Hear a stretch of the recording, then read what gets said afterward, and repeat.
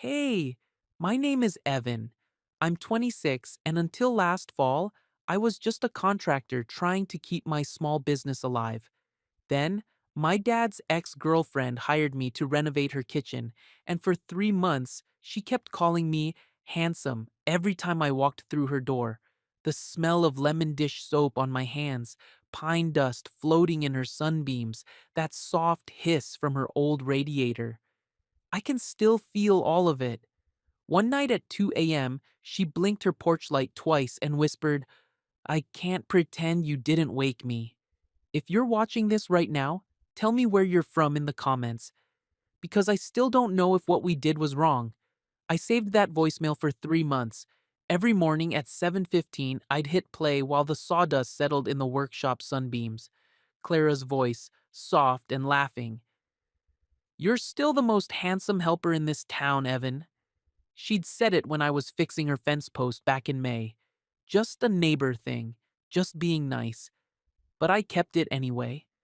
Maya was already at the desk that Tuesday morning, sorting through bid requests with her usual efficiency. Coffee steam curled around her dark hair as she glanced up. "You're listening to that thing again." I pocketed my phone. "Just checking messages." "Right." She tapped her pen against the invoice stack. "We've got 3 estimates due by Friday. Mrs. Peterson's bathroom, the Hendricks deck, and—" She paused, reading. "Someone on Hawthorne Lane. Big renovation. Could keep us busy through October." The lemon dish soap smell clung to my hands from washing up. I dried them on my jeans, focusing on the familiar routine. "What's the address?" 47 Hawthorne Lane. Clara Whitmore." Maya's eyes flicked up. "Know her?" My chest tightened. "She knows my dad. Good or bad?" Before I could answer, boots scraped the concrete outside. Heavy, hesitant. I knew those footsteps. Dad knocked twice and waited. He always waited now. "Come in, Peter." I called him by his first name since the meeting started, since he got clean. Some habits die harder than others. He stepped inside, shoulders still broad but carrying himself like he might break something. 6 months sober looked good on him. The gray at his temples was neat now, not wild. "Morning, Maya." "Evan." "Coffee's hot," Maya offered. "Thanks, no, can't stay long." He fidgeted with something in his pocket. The sobriety chip, probably. "Just wanted to see how things were going." This was new territory for both of us. 26 years of him being drunk or absent, 6 months of him trying to show up. I still didn't know how to navigate it.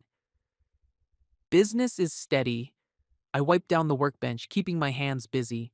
"Maya's got us booked through August." "That's good. Real good."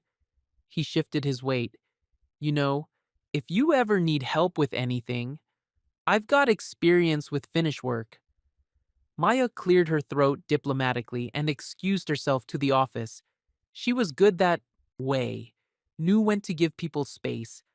I snapped my gum twice, a nervous habit from high school. Mint always helped me think. "Dad, I know. I know you don't owe me anything." His voice stayed level. "I'm not asking for handouts. Just, if you need an extra pair of hands sometime." The workshop smelled like pine dust and possibility. Outside, traffic hummed along Main Street. Normal Tuesday sounds. "I'll think about it." He nodded and turned to leave, then stopped. "Oh, and Evan, be careful with the high-end clients. They're not like us.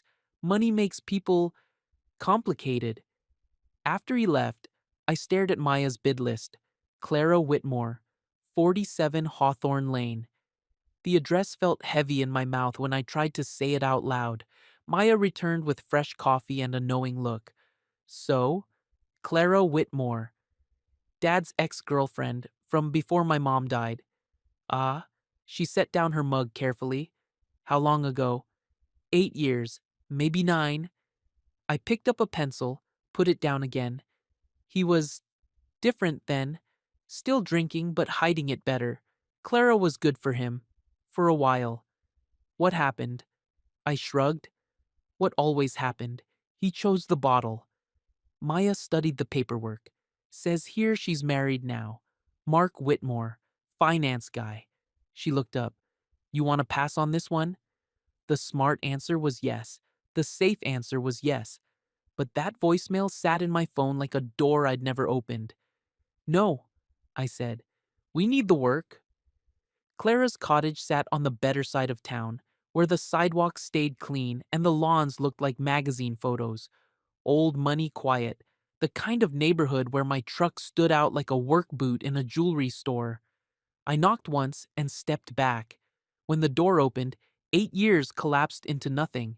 She still moved like water, still had that way of tilting her head when she smiled. But there were lines around her eyes now, tiny roads that mapped the years between then and now. She wore her sandy hair shorter, framing her face in soft waves. Evan. Her voice carried the same warmth I remembered. Look at you, all grown up and professional. Mrs. Whitmore. The formality felt strange on my tongue. Clara, please, we're neighbors, remember? She stepped aside. Come in. I'll show you what I'm thinking. The cottage breathed old elegance. Hardwood floors that creaked stories under my boots. Crown molding that spoke of better times. A piano in the corner, silent but waiting. The kitchen needs updating, she said, leading me through rooms that smelled like lemon furniture polish and something else. Something that was just her. And I'd like to open up this wall here, make it flow better. I measured and took notes, trying to stay professional, trying not to notice how she touched the walls when she talked, like she was introducing me to an old friend. The radiator makes this soft, hissing sound, she mentioned, almost apologetically. But I've grown fond of it, like having company. We talked square footage and timelines, materials and budgets, normal contractor things. But when she handed me a glass of iced water, our fingers brushed, just for a second, just enough to remind me that some things don't fade with time. Your father, she said quietly, how is he? Sober, 6 months now. Something passed across her face, relief, maybe, or sadness, hard to tell the difference sometimes. I'm glad. He deserved, he deserves that. The afternoon light slanted through her windows, catching dust motes in lazy spirals. I finished my measurements and packed up my tools, aware of her watching from the kitchen doorway. I'll have an estimate for you by Friday, I said. Take your time. I'm not going anywhere. As I walked to my truck, she called out, Evan? I turned back. It's good to see you again. You turned out, well? That smile again. Handsome as ever. The estimate took me 3 days to write, not because it was complicated, because every time I sat down to work on it, I heard her voice saying my name, saw the way she touched that wall like it mattered. Maya found me staring at the numbers. Thursday night, long after closing. It's a kitchen renovation, not the Sistine Chapel, she said, settling into the chair across from my desk. I want it to be right. Or you want an excuse to think about her. Maya had known me since college, business partners for 3 years now. She could read me like a parts catalog. It's not like that.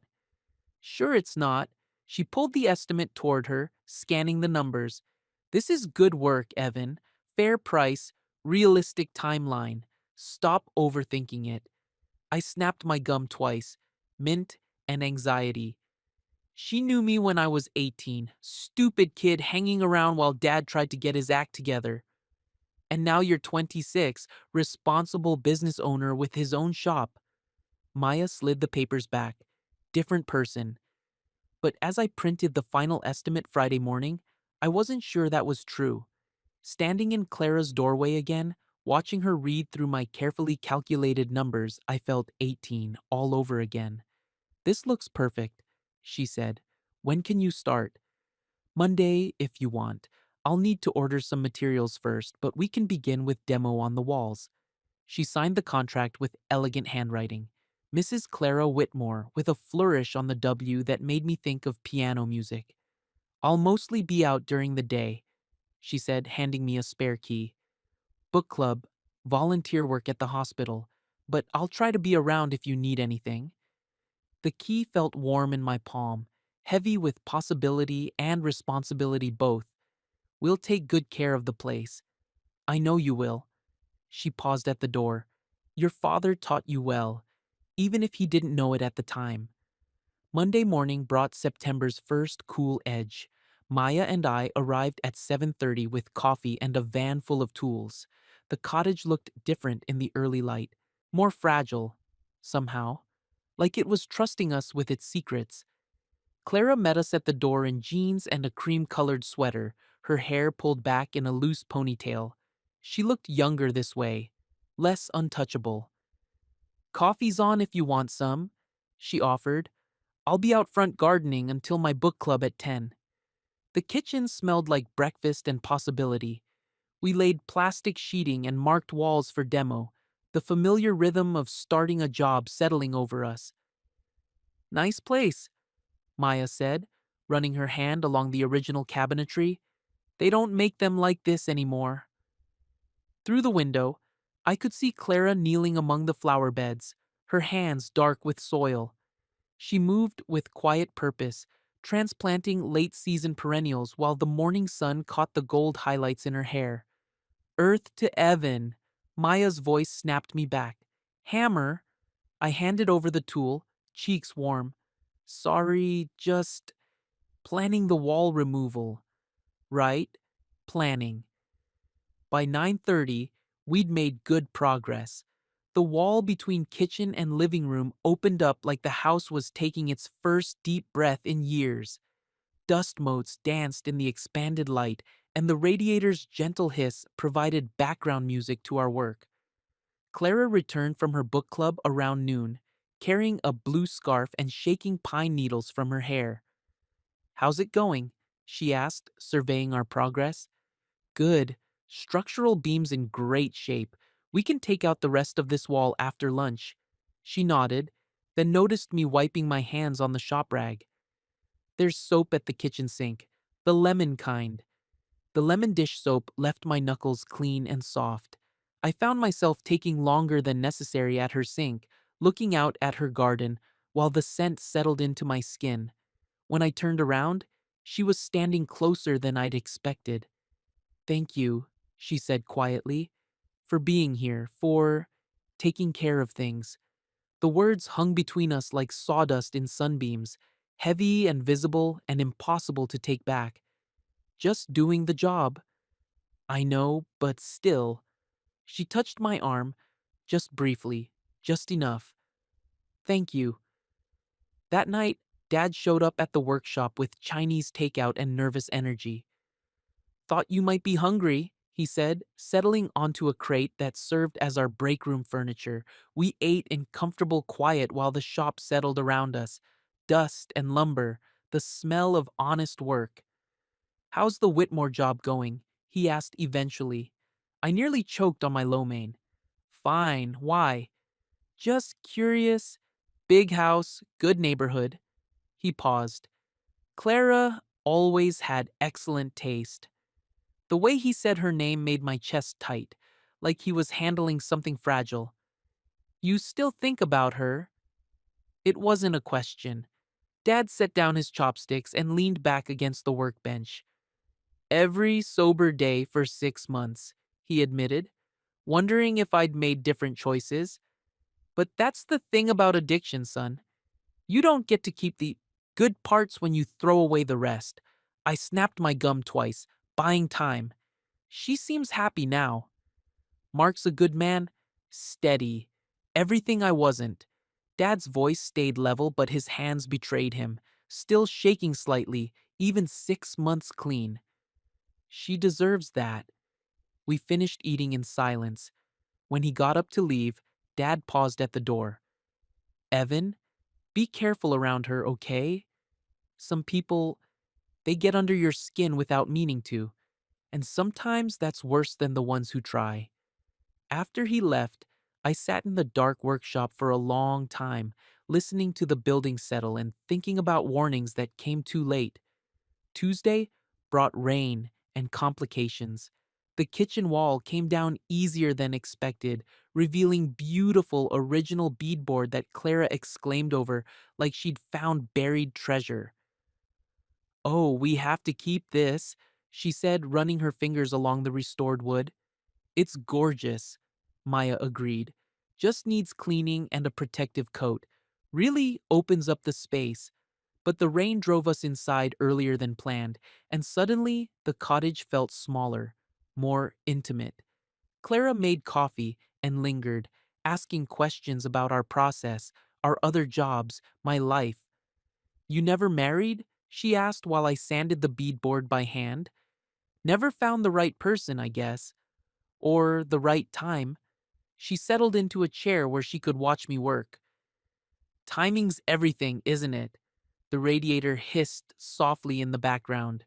Rain drummed against windows. The cottage held us in its warm embrace while the world stayed wet and gray outside. "What about you?" I asked, then immediately regretted it. "I mean, are you happy?" She was quiet for so long I thought she hadn't heard. "Mark's a good husband," she said finally. "Reliable, kind. He deserves better than a wife who spends too much time thinking about what ifs." The sandpaper stilled in my hands. "Clara, don't." She stood up quickly. "I should let you work." But she didn't leave. She stood by the window, watching rain trace patterns on the glass, her reflection ghost-like against the gray afternoon. "Sometimes I think about your father," she said quietly, "about who he might have been sober, about who I might have been with him. He thinks about you too." She turned back to me. "Does he?" "Every day." Something shifted in her expression, softened and hardened at the same time.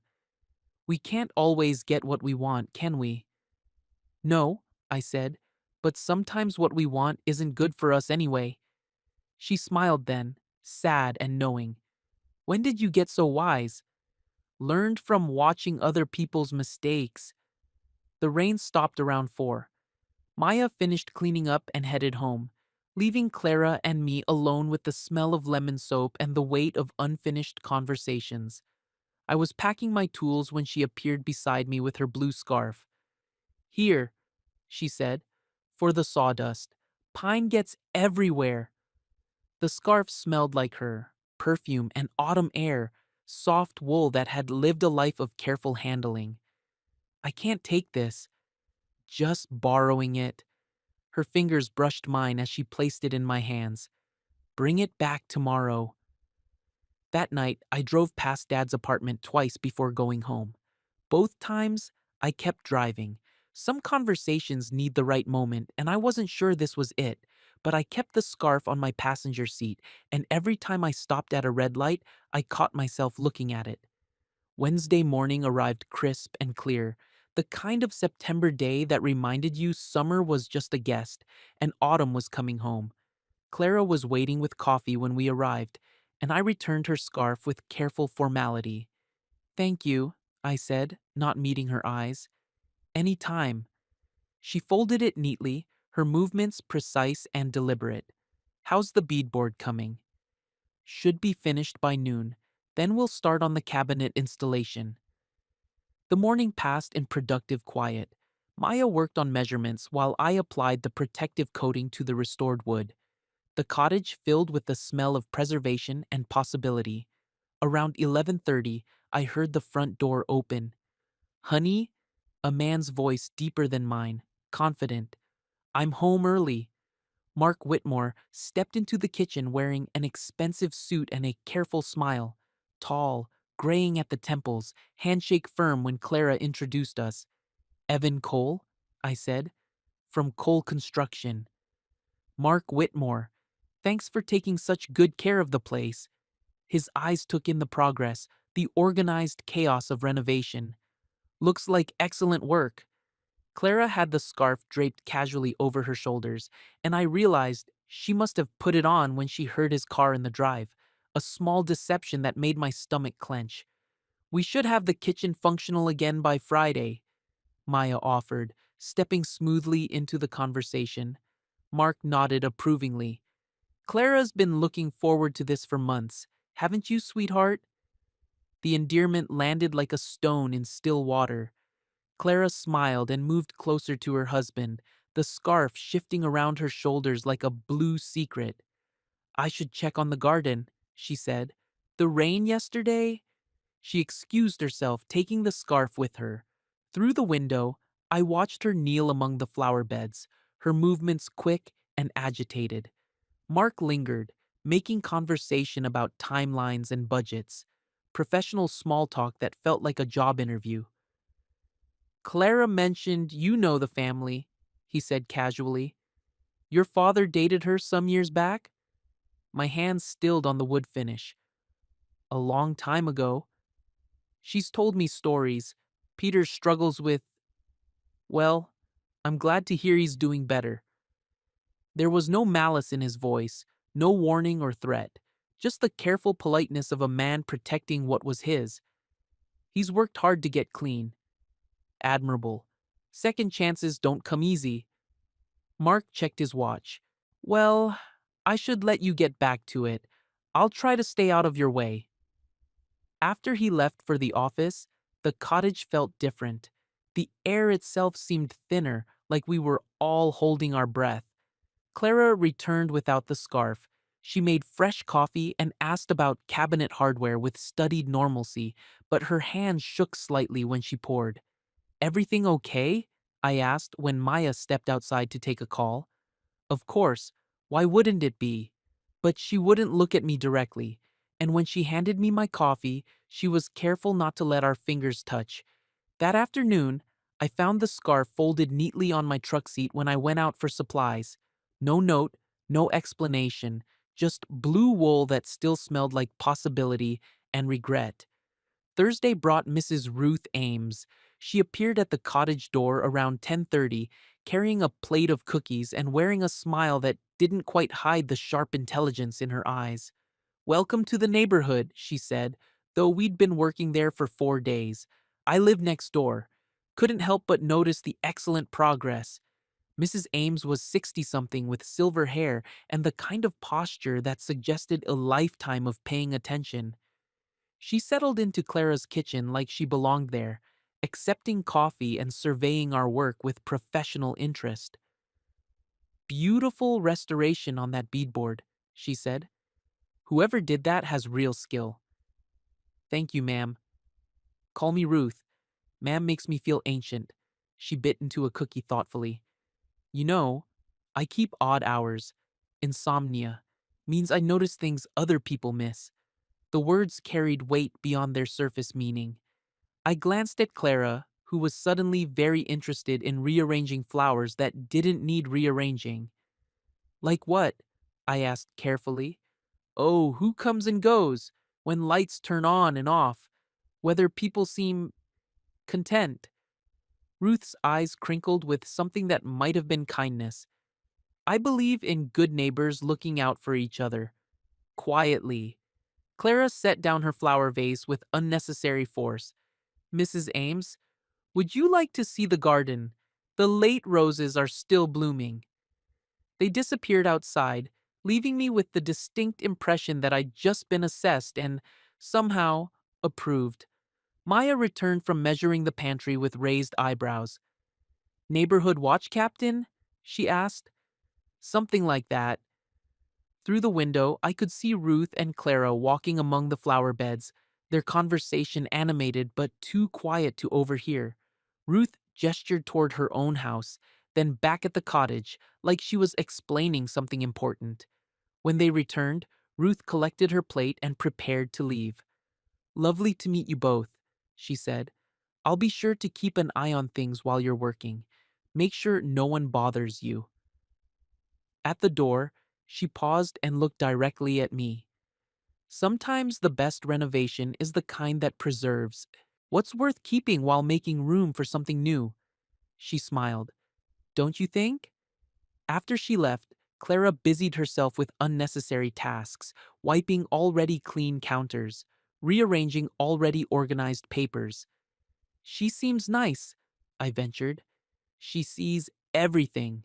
Clara's voice was carefully neutral, and she talks to everyone. Is that a problem? Clara stopped wiping and looked at me directly for the first time all day.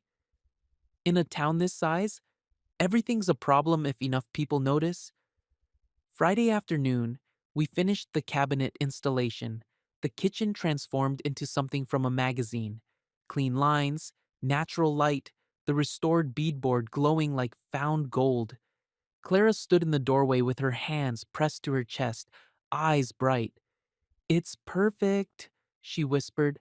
"It's exactly what I dreamed." Maya packed up her tools with satisfied efficiency. Countertops go in Monday. After that, just touch-up paint and hardware.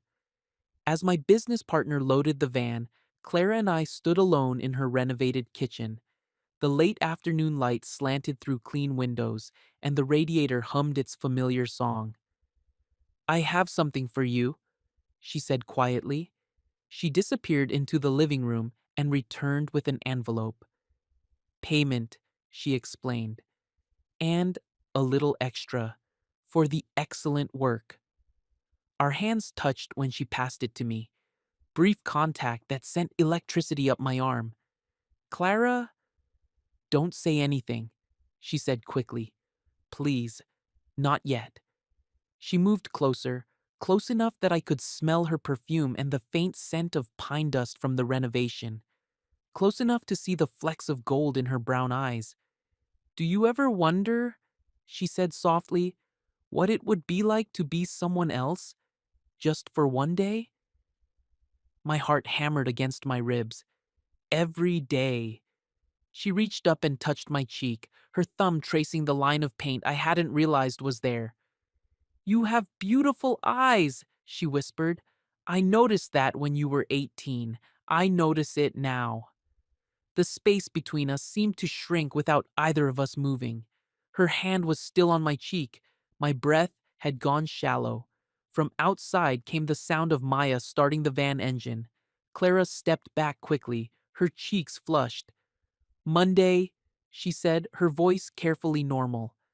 "For the countertops." "Monday," I agreed.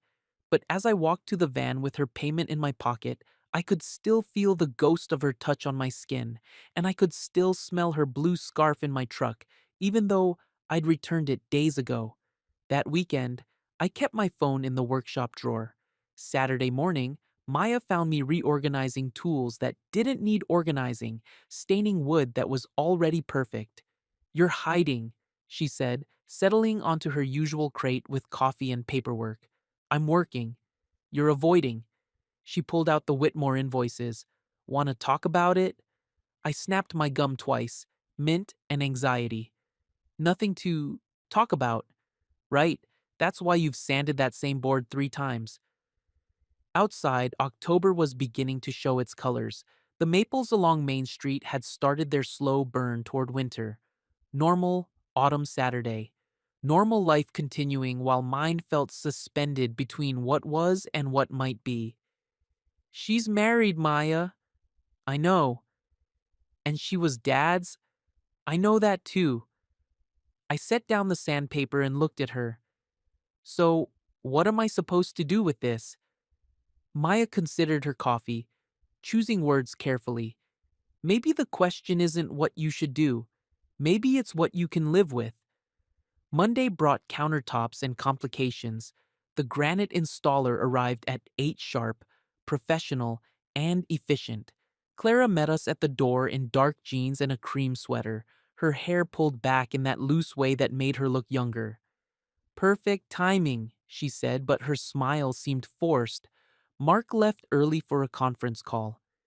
As the installer worked, Maya and I handled final touch-ups, paint, hardware, the small details that transformed construction into home. The cottage smelled like completion and new beginnings. Around noon, Dad appeared. He knocked once and waited, like always. But when Clara opened the door, something shifted in the air. old history breathing between them. Peter, her voice carried 8 years of unfinished conversations. Clara, you look, well. He held up a paper bag, brought lunch for the crew, thought they might be hungry. I appeared behind her, wiping paint from my hands. Dad, what are you doing here? Sandwiches from Moretti's, the good ones with the sourdough. His eyes moved between Clara and me, reading the space between us like a book he'd written himself. Clara stepped aside. That's very thoughtful. Come in. The cottage felt smaller with all of us in it. Dad surveyed the renovated kitchen with genuine appreciation, running his hand along the restored beadboard. Beautiful work, he said. Really beautiful. The granite installer finished and left. Maya excused herself to the van, sensing the weight of old relationships in the room. Clara poured coffee while Dad unpacked sandwiches, the three of us moving around each other with careful politeness. You picked a good crew, Dad told Clara. Evan's got real talent, better than I ever was. I know. She handed him coffee in a blue mug. He gets that from you, though. The attention to detail. Something passed between them. Not romance. That ship had sailed and sunk. But recognition. Shared history. The ghost of who they'd been before addiction burned everything down. I was adjusting a cabinet door when Clara appeared beside me. Here, she said quietly. The dust. She draped her blue scarf around my shoulders like it was the most natural thing in the world. The wool smelled like her perfume and autumn air, soft against my neck. Behind us, Dad went completely still. I felt his eyes on my back, taking in the intimacy of the gesture, the casual way she'd touched me, the scarf I'd worn and returned and somehow ended up wearing again. Evan, his voice was carefully controlled. Walk me out? My hands shook as I lifted the scarf from my shoulders. Clara took it without meeting my eyes, her cheeks flushed. By the truck, Dad leaned against the tailgate and looked at me with something that might have been disappointment or might have been fear. How long? He asked quietly. Nothing's happened. That's not what I asked. A delivery truck rumbled past on Hawthorne Lane. Normal neighborhood sounds, normal life continuing while mine felt like it was about to implode. Since the first day, I admitted. Dad nodded like he'd expected that answer. She always had that effect, made you feel like you were the only person in the room who mattered. Dad, don't. He held up a hand. Don't do to him what I did to me. Mark's a good man. He doesn't deserve that. I haven't touched her. But you want to? The truth sat between us like broken glass, sharp and impossible to ignore. Every day, I whispered. Dad's shoulders sagged. Then you need to finish this job and walk away, before you break something you can't fix. That afternoon, I returned the scarf to its hook by the kitchen window. Clara watched from the doorway, her hands twisted together like she was trying to hold herself in place. I'm sorry, she said quietly. That was careless. It's okay. No, it's not. She moved into the kitchen, maintaining careful distance. Mrs. Ames called this morning. Someone's been talking. About late hours. About. She gestured vaguely between us. My stomach dropped. What kind of talking? The kind that ruins marriages. Her voice stayed steady, but her eyes were bright with unshed tears. The kind that destroys businesses. Through the window, Mrs. Ames was visible in her garden, pruning roses with mechanical precision, watching without appearing to watch. What do you want to do? I asked. Clara straightened her shoulders, pulled herself back together. Finish the job. Be professional.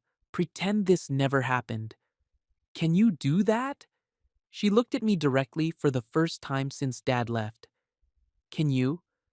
The next 3 days passed in careful politeness. We finished the kitchen renovation with professional efficiency.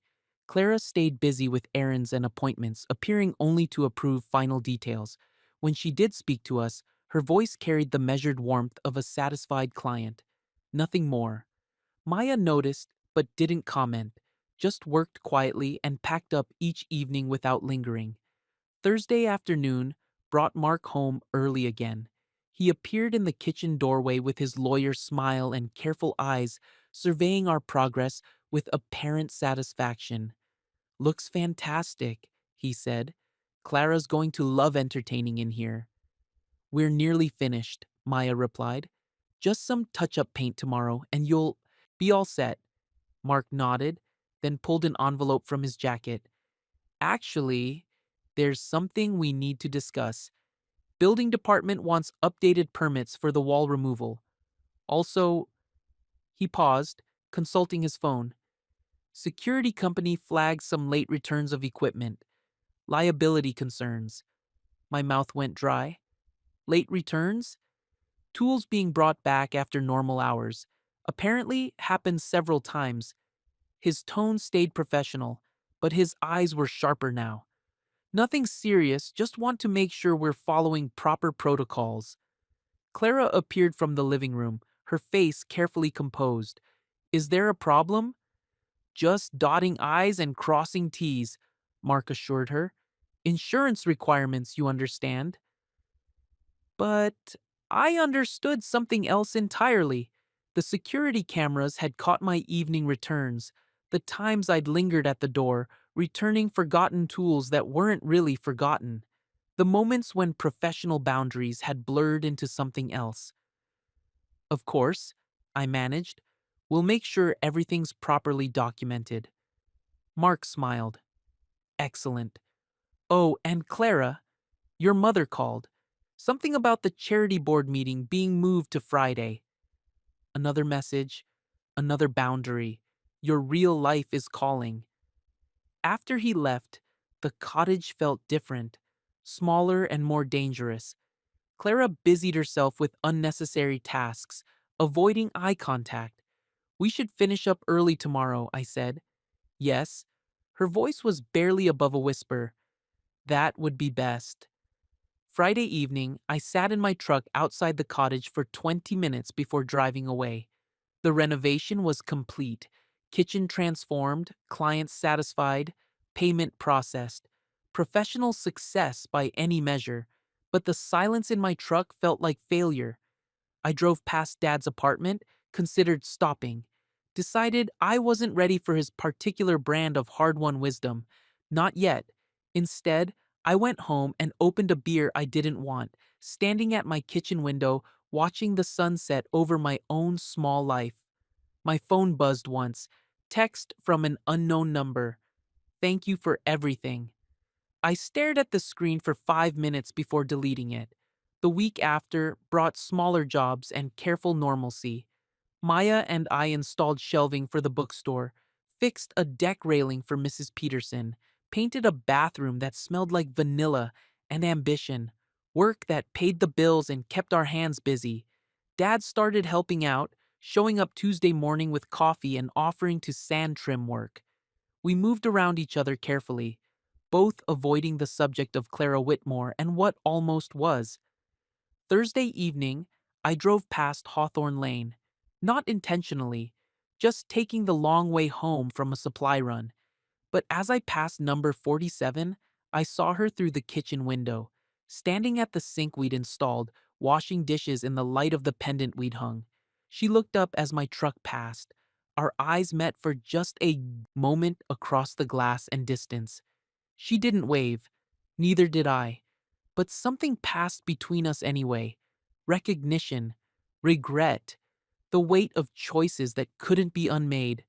Friday night brought rain and restlessness. I closed the shop early and drove aimless loops through town, windshield wipers fighting the October storm. Past the high school where I'd learned to want things I couldn't have. Past the diner where Dad used to drink coffee and make promises he couldn't keep. Past Hawthorne Lane, where lights glowed warm in cottage windows and lives continued behind glass I couldn't touch. At home, I sat in my kitchen with the radio playing low and thought about Mrs. Ames's words. Sometimes the best renovation is the kind that preserves what's worth keeping while making room for something new. But some renovations leave you with empty rooms you don't know how to fill. Saturday brought a call from Maya. Hendricks want to expand their deck, she said. Good money, steady work through November. That's great. Also, Mrs. Patterson referred us to her sister, another kitchen renovation. Smaller scope, but Maya, yeah? Are we going to be okay? The business, I mean. She was quiet for a moment. The Facebook mom's thread died down. Mrs. Ames apparently set a few people straight about professional contractors and gossip. We'll be fine. Mrs. Ames, guardian angel in garden gloves. Good, I said. That's good. Evan, you did the right thing. Walking away. Did I? Ask me again in a year. Sunday, I drove to Dad's apartment with takeout and questions I didn't know how to ask. We ate on his small balcony, watching the neighborhood settle into evening. Kids riding bikes, couples walking dogs, the ordinary magic of lives lived without drama. How do you stand it? I asked eventually. Stand what? Wanting something you can't have, day after day. How do you not go crazy? Dad set down his chopsticks and leaned back in his chair. The October air carried the smell of wood smoke and possibility. You learn the difference between wanting and needing, he said. Wanting feels urgent. Needing feels like breathing. Most of what we think we can't live without, that's just wanting. And if you're wrong, if it really is needing, he smiled, sad and knowing, then you find a way to breathe different air. We finished dinner in comfortable quiet. When I got up to leave, Dad walked me to the truck. She called me, he said quietly. My heart stopped. Clara? Yesterday, first time since I got sober. He looked up at the first stars appearing in the darkening sky. Said she wanted to make sure you were okay, that the job hadn't hurt you. What did you tell her? That you're stronger than I was at your age, and that some hurts are worth it if they teach you what really matters. I drove home through empty streets, Dad's words echoing in my head. Some hurts are worth it. But I wasn't sure I believed that yet. 3 weeks passed in careful routine. Work, home, sleep, repeat. I stopped driving past Hawthorne Lane. Started taking the long way to everywhere just to avoid the temptation. Maya handled client scheduling with diplomatic efficiency, never mentioning if Clara called with follow-up questions or future projects. Dad showed up regularly, reliable as sunrise. We developed a rhythm of shared work and careful conversation, healing measured in 2x4s and honest sweat. But Thursday night, something woke me. Not a sound, not a dream, just a tug in my chest, like someone calling my name from a great distance. I lay in bed for an hour, listening to my heart beat against the pillow. Finally, gave up and drove to the shop, telling myself I needed to check on a supply delivery. But once I was in the truck, muscle memory took over. Left on Main, right on Cedar, straight through the residential maze until I found myself on Hawthorne Lane at 2 in the morning. The cottage sat dark except for the porch light, warm yellow glow that made the windows look like sleepy eyes. I told myself to drive past, to go home, to leave whatever this was alone. Instead, I parked 2 blocks away and walked. At 2:07 a.m. exactly, the porch light blinked twice, off, off, on, then steady. On the porch rail, folded with careful precision, lay a blue scarf. My hands shook as I reached the sidewalk. No closer. Some lines couldn't be crossed, even in the dark. The front door opened quietly. Clara appeared in a gray sweater and bare feet, her hair loose around her shoulders. No makeup, no pretense, just her, raw and real in the October night.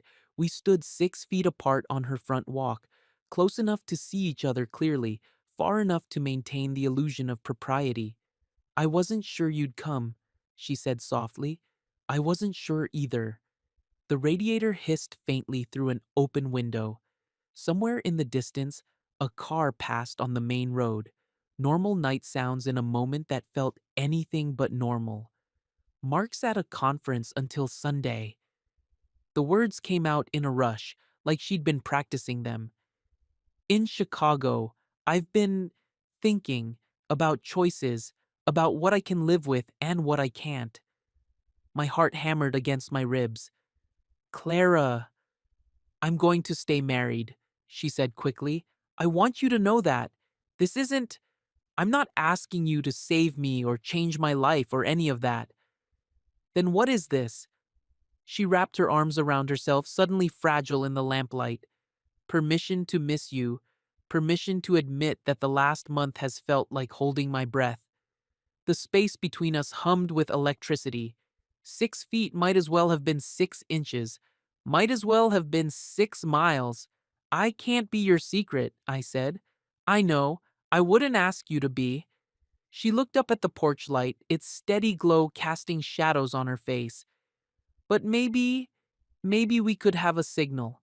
Something quiet. Something that doesn't hurt anyone. What kind of signal? She pointed to the light above us.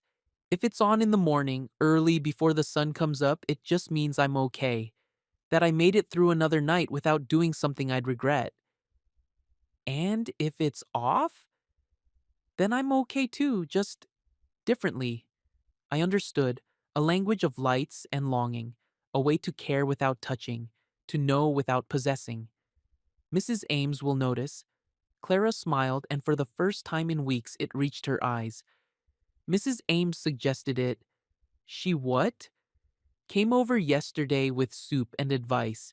Clara's laugh was soft and surprising. Said her husband used to leave their porch light on when he was traveling.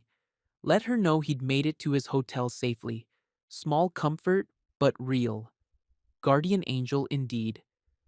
So, Clara continued, some mornings you might drive past and see a light on, and you'll know I'm thinking of you, missing our conversations, wishing things were different. And that's enough? Just knowing? It has to be. The October air carried the smell of wood smoke and dying leaves. Winter was coming with its shorter days and longer nights. More opportunities for lights in the darkness. Okay, I said. She stepped closer to the porch railing, one hand touching the blue scarf. Take this. Not to keep. Just so you remember that someone thinks you're worth missing. I walked to the edge of her property, close enough to reach for the scarf, close enough to smell her perfume and see the flecks of gold in her eyes. Our fingers brushed as I took the wool from her hands. Clara, don't say it, she whispered. Please, just let this be enough. I folded the scarf carefully, tucked it inside my jacket, against my heart. Some mornings? I asked. Some mornings. The next few weeks taught me the weight of small mercies. Most mornings, the porch light was off. Normal life. Clara in her marriage, me in my workshop, the world continuing its ordinary rotation. But sometimes, Tuesday after the first frost, Thursday when the rain turned to sleet, the light glowed warm in the pre-dawn darkness. I never stopped, never slowed down enough to be noticed, just drove past on my way to open the shop, carrying the knowledge that somewhere behind those lit windows, someone was thinking of me. Maya noticed my improved mood but didn't comment. Dad remarked that I seemed more settled, more focused, like I'd found a way to live with wanting that didn't consume me. Mrs. Ames waved from her garden when I delivered her repaired gate. Beautiful work, she said, and I knew she wasn't just talking about the carpentry. Thanksgiving came and went. Christmas lights appeared on houses throughout town. The cottage on Hawthorne Lane got a simple wreath, elegant and understated like everything else about Clara. The porch light signal continued, sometimes on, usually off, a quiet rhythm that taught me the difference between longing and obsession. I dated a teacher named Sarah for 3 weeks in December. Nice woman, intelligent conversation, genuine laughter. But when she asked about meeting my family or making plans for New Year's, I found excuses because some part of me, the part that lived for Tuesday morning, light signals, and the memory of wool against my skin, wasn't available for ordinary love. New Year's Eve, I worked late at the shop, not because I had to, because going home to an empty house while the rest of the world celebrated felt like admitting defeat. Around 11, Dad knocked. "Thought you might want company," he said, carrying a thermos of coffee and wearing the slightly embarrassed expression of a man trying to make up for years of missed holidays. We sat in the workshop's warm circle of light, listening to distant fireworks and the occasional car full of partygoers heading home. "You know," Dad said eventually, "I never thanked you." "For what?" "For giving me work, for letting me be useful again." He sipped his coffee thoughtfully. "For not writing me off completely." "You're my father. Biology's not the same as relationship. You didn't owe me anything." Outside, midnight fireworks painted the sky in brief, brilliant colors. New year, new chances, new ways to get things right or wrong. "Dad, do you ever regret not fighting harder? For Clara, I mean." He considered the question seriously. "Every day for the first year. Most days for the second. Now?" He shrugged. "I regret drinking away my chance to be worth fighting for. But Clara, she deserves peace. She deserves a man who shows up sober and steady. Even if that man isn't you?" Especially then. January brought snow and new projects. The Hendricks deck extension turned into a full patio renovation. Mrs. Patterson's sister hired us for her kitchen. Word of mouth spread quietly through the community. Reputations rebuilt one satisfied customer at a time. Maya expanded our advertising, started a social media page with before and after photos. We hired a part-time helper, a kid named Tom who reminded me of myself at 18, eager, careful, hungry to learn. The business grew, life moved forward. But some Thursday mornings, when winter fog clung to the streetlights, I still drove past Hawthorne Lane, still checked for the warm glow that meant someone was thinking of me, and most mornings, the signal was dark, which was okay, good even. It meant Clara was finding her peace in ordinary ways. It meant the weight of what if was lifting, day by day. February 14th fell on a Tuesday. I didn't plan to drive past the cottage, didn't wake up thinking about Valentine's Day or porch lights or blue scarves folded in my glove compartment. But muscle memory is a stubborn thing. At 5:47 a.m., I found myself on Hawthorne Lane. The cottage sat dark except for one window, the kitchen we'd renovated together, soft light spilling onto snow like an invitation.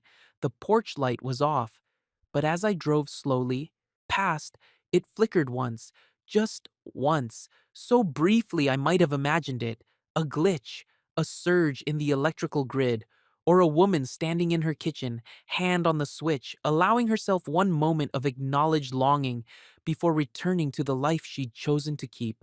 I drove to the shop and worked until noon, sanding cabinet doors for the Patterson project. My hands steady, my mind clear. Some signals don't need to be answered to be understood. Spring came early that year. By March, the cottage garden was showing green shoots. The maple trees along Main Street budded with promise. Clara hired a different contractor to build a greenhouse. I saw their truck in her driveway one Thursday morning and felt nothing but mild professional curiosity. Dad and I expanded our partnership, officially adding his name to the business license, Peter and Evan Cole Construction. It felt right, seeing our names linked by more than genetics.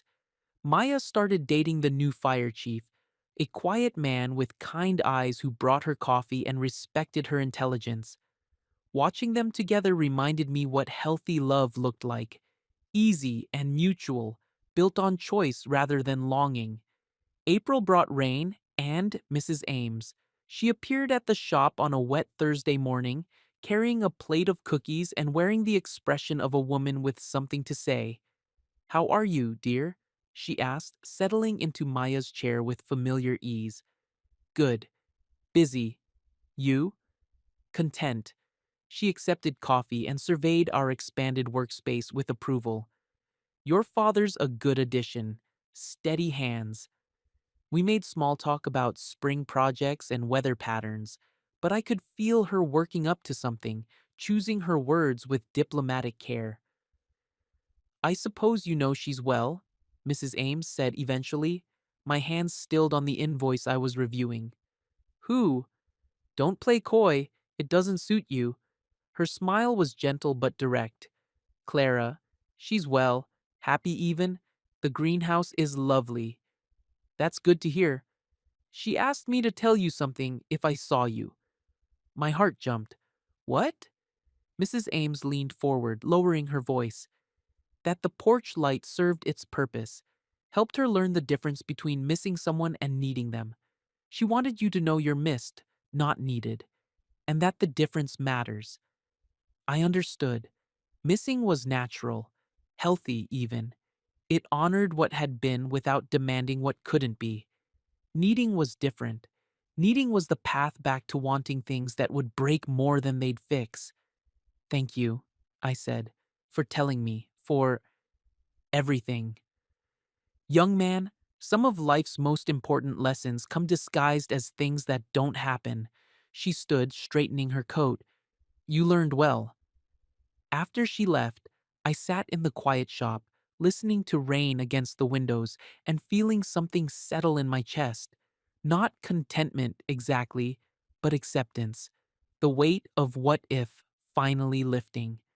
Summer brought new clients and old confidence. The business thrived. Dad proved invaluable, steady, skilled, grateful for the chance to build something instead of tearing it down. Tom developed into a real craftsman, eager and teachable.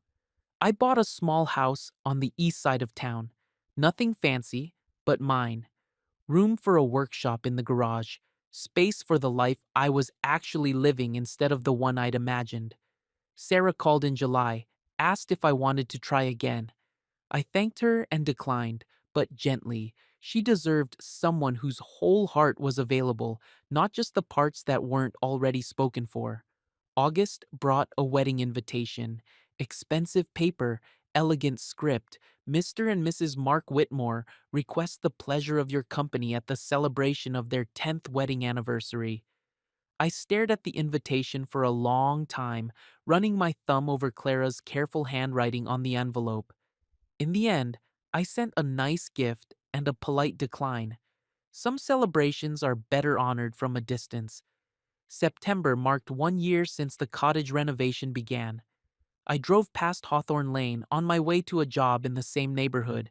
Couldn't help but notice how the garden had flourished. The greenhouse was beautiful, professionally done, carefully integrated with the existing landscape. Clara appeared at the kitchen window as I passed, her hair shorter now, gray showing at the temples. She raised one hand in a small wave. I waved back. Just neighbors, just two people who'd shared a job and learned something about themselves in the process.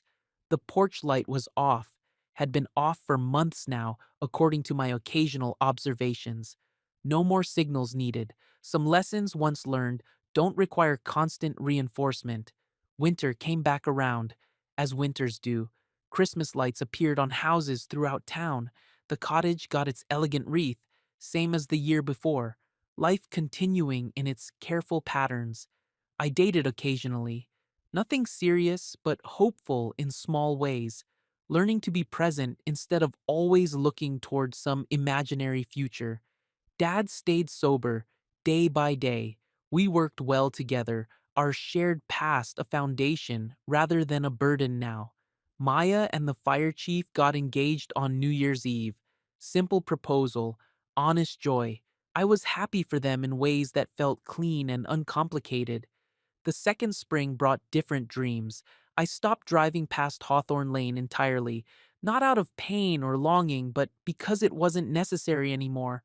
The lesson had been learned, the weight lifted. Sometimes, lying in my own house in my own bed, I remembered the smell of lemon soap and the sound of radiator hiss, the way sunlight caught dust motes in a renovated kitchen, and the weight of possibility in a blue wool scarf. But the memories felt soft now, like stories from someone else's life that I'd heard and appreciated but didn't need to live myself. 5 years later, Mrs. Ames died, peacefully, in her sleep. The neighborhood gathered for her funeral, a small, dignified service that celebrated a life well lived. Clara and Mark attended, sitting 3 rows ahead of where I sat with Dad.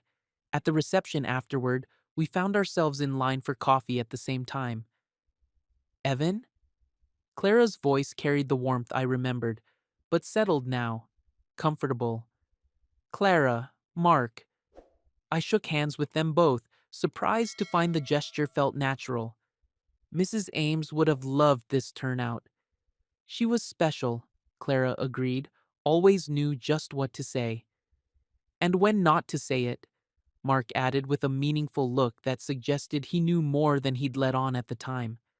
We talked for a few minutes about Mrs. Ames, about the neighborhood, about the natural changes that come with time. Easy conversation between people who'd shared something important and learned how to let it go. As they prepared to leave, Clara touched my arm gently. "Thank you," she said quietly, "for teaching me the difference between wanting and needing. It mattered. Thank you for teaching me when to walk away." She smiled, the same smile that had stopped my breath years earlier, but steady now, peaceful. "Take care of yourself, Evan." "You too." I watched them walk to their car, Mark's hand at the small of her back, protective and proud.